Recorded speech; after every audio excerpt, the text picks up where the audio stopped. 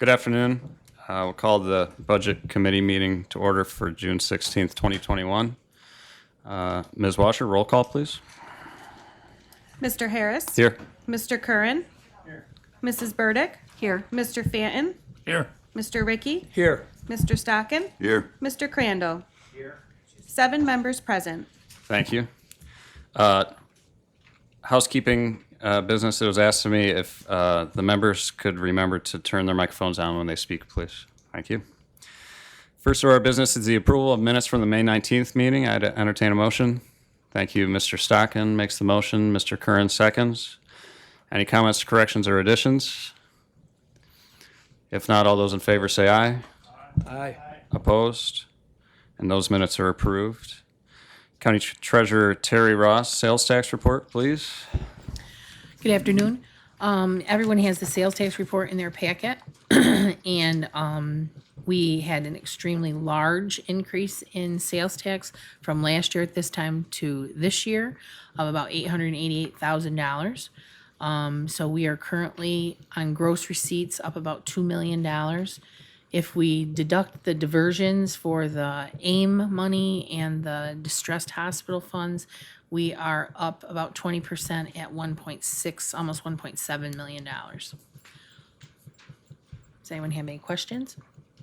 Mr. Barnes? Yes, that diversion, is that a permanent thing or is it still a temporary thing? The AIM diversion probably looks like that's gonna happen for a while. I don't see any sunset on that. The hospital diversion is supposed to sunset next year. So we'll have another payment come out next year and then that's supposed to sunset. How much of the two diversions, how much of a saving would that be if that disappeared? The hospital diversion is about $40,000 a quarter. We had an entire year deducted in our January payments of about $130,000. That's the first one on your report. We have not had the diversion hit for this quarter. They will hit for the next 4 quarters at $40,000 a piece approximately, and that will end after that, those 4 quarters. So that will be sometime in next year. Thank you. You're welcome. Mr. Healy? Yes, Chairman Harris. Ms. Ross, can you tell me, do you know what that you can account that to, why we had such a dramatic increase in our sales tax? Any idea? We don't know for sure. Mr. Lucas at NISAC sent us some information on what his, their take on the increase was, because we had a large increase last month as well. The Tax and Finance had modified the way that they're distributing sales tax on a monthly basis to us. They're hoping to do a better job of giving us our sales tax so that there aren't any big adjustments at the reconciliation periods, which usually happen in June and December. So that is one of the reasons. They also pointed to the fact that it's probably not really as high as it appears because COVID was an anomaly. So I did a little information and analysis on our 19 taxes to this time, and we're up, about 15% versus 20%. So there is a little bit of a difference because of COVID, but they had, he gave us a long explanation of that. I don't want to sit here and read it, but I will share that email with the board so that you all have the description of what they attest to being the difference in why we're getting so much sales tax. And remember that they will be reconciled at the end of June for the quarter in July. So we may see some of that change, but we're hoping it's not going to change a lot. But I was just curious because obviously car sales are down because there's no car inventory out there. So that it can't be that from our car dealers, I wouldn't think. And so I guess that and I don't know if our internet would have gone up that much more from what it was last year. Quite an increase. So you don't have any other sense of feeling yourself as to what that increase could be from? I don't have any details, and it's hard to predict in Allegheny County because we don't get any details of where that sales tax comes from. When we do when they reconcile the quarter, if you remember, we get from NISAC that list of the top 10, top 25 categories of sales tax. So we'll know more once we get that reconciliation in July. I just don't have that for you right now, Mike. Okay, well, of course, we all know the price of gasoline under the current administration in Washington's gone up quite a bit, so that could account for some of it. Thank you. Yep, you're welcome. Mr. Barnes, did you have something else? Yeah, the comparison between Allegheny County and other nearby counties, are they also showing the same kind of increase? Yes, they are. We usually, our listserv sends out usually when we get our sales tax, hey, what happened to everyone else type deal. And we were all between 60, 70% higher this month than we were last year at this time. So all of our neighboring counties are about the same. We usually take a little survey between us all, and that's what we all said this check. Obviously, we're all concerned when we get almost $1 million more than what we had from last year. So, yeah, Thank you. you're welcome. Okay, so all we can do is wait, right? Yep. Yeah. We can take it and wait. Yeah. Okay, any other questions on the sales tax before we move on to revenue? Okay, Terry, revenue, please. Okay, revenue and expenses. Revenues right now, this was through May 31st. We've collected in general fund about 43% of our revenues so far this year, which we're in good shape for that. We're down a couple $1 million from what we received last year, but a lot of that is timing and claims. Overall, our revenues for the entire county and all funds, we've collected about 65, almost $66 million. Last year at this time, we had $68 million, so we're doing good. Expense-wise, we're about the same. We've spent about 44% of our budget for 2020.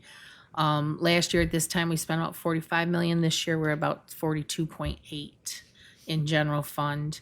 And overall, this year, we have spent about $54 million, or about 38% of our budget so far. And last year, we had spent about $56.7 million. So we're in good shape right now.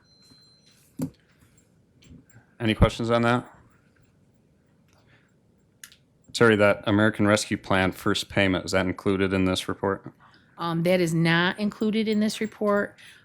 We put that money in a general ledger account. It has not hit a revenue yet, or an expense account until the board decides what we're going to do with it. So, And we won't know that until we receive better guidance? correct.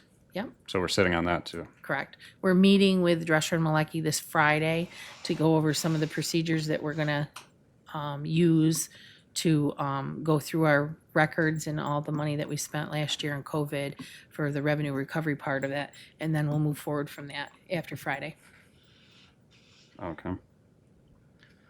Any other questions or comments on that? So you covered expense, right, Terry? Correct. Okay, we move on to item 4, the 2022 budget timeline that's attached to your agendas. Anything of note to point out there, Terry? The only thing to note is that we, usually we have the budgets returned to the budget officer and the deputy budget officer by the 4th of July. This year, there were some other obstacles that we're trying to deal with, so we have asked the departments return their budgets by July 19th. After that, we'll be back on schedule and we'll set up the meetings with the departments and the budget committee. And we're hoping for a tentative budget to be released between September 27th and October 1st. So that brings us back into timeline. It's just a little delayed for when the departments have to return their budgets to us. But the budget officer feels comfortable with that amount of time? Yes, We're optimistic. yes, Okay. we can do it. Yeah. What kind of early guidance are you giving department heads in terms of expectations for state aid? I think the expectations is that they will receive 100% going forward of what we had in the past. So the expectations is to budget like it's 2019 or going into 2020 before COVID. But we don't really know what's going to happen. We don't know how we'll be able to use the ARP money. We don't know if an infrastructure plan will get through the federal government and we'll get even more money. And there's other smaller pots of money that each department's finding out as we go along. We're just gonna have to make adjustments probably throughout the budget process. But to start, they just need to plan like a normal year, and we'll adjust as we go. Well, that Hideki and Malarkey or whatever the name of that firm is, will they be assisting department heads in sourcing out more revenue streams, or is that not part of their purview? I can let Terry explain. I think we want to talk to them more when we meet with them Friday, but we had some preliminary conversation. Yeah, we really want them to be able to look at the entire ARP Act and for all those pockets of money that they will be able to review, and with the help of the department head, who the department head really knows the insides of what funding is out there for their departments. So the combination of the two and the coordination and support between the two, between the department and Drescher Malecki and Chris and I, we're hoping that we can find those pools of money and then they can budget accordingly and ask for the, approval to apply for them or whatever they need to do to get that money. The goal is to spend the money in the wisest way possible. So you don't want to use ARP money for something like a wheelchair accessible van and OFA if there's a separate pot of money that would cover that already. Correct. Right. So we'll be doing a little bit of investigation. I've asked the department heads to come up with a list of things they would want and need as they go forward in the coming years in their department, so we can look at how we can fulfill some of those items. Because I think there's obviously going to be extra as we go forward that we can spend. Okay. Any questions on that? If not, any old business? New business? Anything? Yes, Mr. Healy. Thank you, Chairman. Again, I guess for the treasurer, do we have any, this is not really new business per se, but I guess, circling back, the wagons back around, if I might, for a moment, do we got any sense of, on our state mandates, if, where we're headed with any increases on those this year or this coming year? I don't get a feel for any type of increase at this point. I haven't heard from any department that has described that need that we're going to have to put more money in a program. I haven't heard of that anything yet. But that doesn't mean we won't hear it as they prepare their budgets and come forward with them. Right.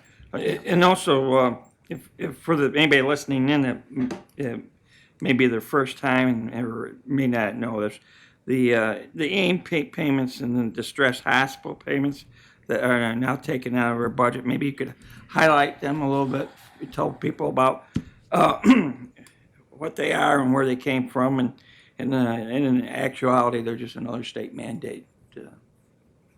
Thank you. Yep, you're welcome.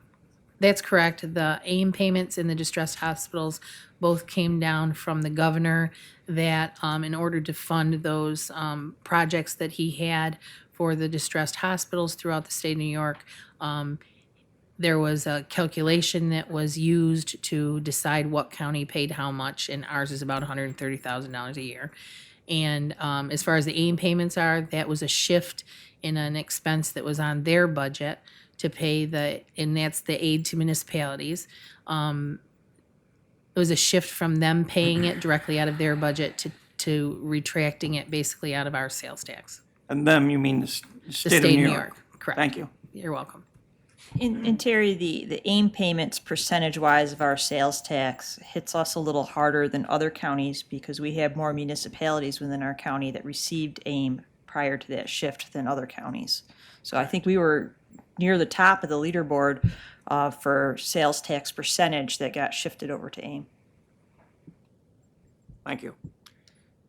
Since we're on it, the state legislature, both houses passed an act establishing an AIM task force, redesigned task force, which I don't think really is what NISAC did want that in the end, but really what they wanted was the state to take back over the AIM payments. What they've done is created a task force that supposedly is going to take a look at the current situation, search for alternatives and provide a recommendation for next budget year. We'll probably have to pay for the task force too, I imagine. I'm sure it's voluntary. It's probably voluntary. Okay, any other new business? Mr. Chairman? Just a little more on the same subject, and the question was, do we see any increase in that? And even if there's no change, I'd point out we're not seeing a decrease, and shame on New York State for being reimbursed with federal funds in that, not taking a look at not only the AIM, but we don't even hear, I haven't heard a whisper out of Albany in a long time about Medicaid and relief along those lines. So New York State, once again, operates in a way that they depend on us as counties to step up and take care of things that other states don't have to, they're not funded this way. So our $10 million for Medicaid, we don't even hear about anymore. And now we're concerned about AIM that was stuck, we were stuck with just recently. So shame on New York for not taking an opportunity to clean up their financial act, if you will, with the monies from the federal government. Here, here. Thank you. Mr. Decker? Mr. Chairman, Terry, if you could tell us that Mr. Crandall alluded to the fact that $10 million, what percentage of the budget is that we do not have any control over? Well, as far as, the $10 million is really a third of your tax levy. So everything out of the budget that you levy as taxes on the people of Allegheny County, we levy about $30 million. So the $10 million is about 33% of that, of what we need from other sources to run county government. Okay, thank you. You're welcome. So I don't know this to be true, but I would bet Medicaid claims were way down in 2020. Think that's true?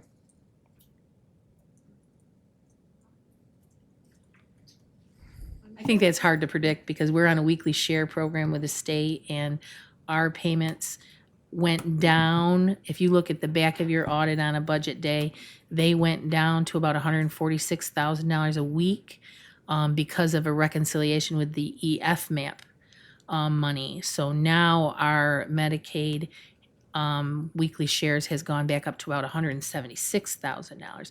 We're still under what we had paid before, but we're at about $176,000 a week now, which we're still at the Medicaid cap. We're at a Medicaid cap and have been under that for several years. So our cost is still about the $10 million regardless, I think. Mm-hmm. I don't know what the overall is for 2020. The gross Medicaid number for 2020 is. We can get it. We can get that though, but I don't have it right off the top of my head. Thank you. Anything else under new business? Old business? Anything for the good of the order? If not, I'd ask for a motion to adjourn. Thank you, Mr. Fountain. Second, Mr. Curran. All those in favor say aye. Aye. Opposed? We're adjourned. Thank you.